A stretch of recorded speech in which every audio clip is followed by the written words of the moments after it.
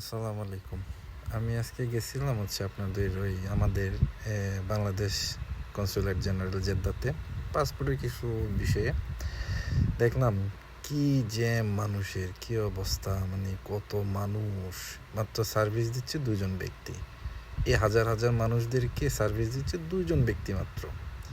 ঠিক আছে, তার মধ্যে আমি একটা জিনিস লক্ষ্য করছি, রোহিঙ্গাদের একটা ব্যাপার লক্ষ্য করছি। আমি খোঁজখবর নিয়ে দেখছি আর কি। এই যে মানুষগুলো দেখতে পাচ্ছেন, সব আমরা বাংলাদেশি। আমাদের এই সব মানুষদেরকে এই যে দেখেন, এরা হচ্ছে রোহিঙ্গা। ঠিক আছে, কতটা ভিআইপিভাবে ঢুকতেছে।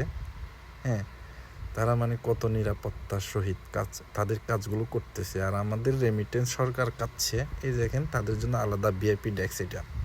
আর অথচ সরকার রেমিটেন্স কাটছে আমাদের বাংলাদেশিদের, কাজ করতেছে কিন্তু ভিআইপিভাবে এই রোহিঙ্গাদের।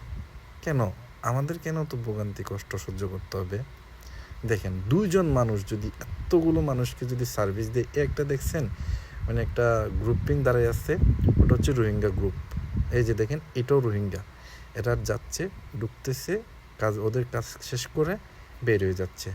আর আমাদের মতো বাংলাদেশিরা দেখেন, হাজার হাজার বাংলাদেশি দাঁড়ায় আছে, এখানে কত মানুষ দাঁড়ায় আছে।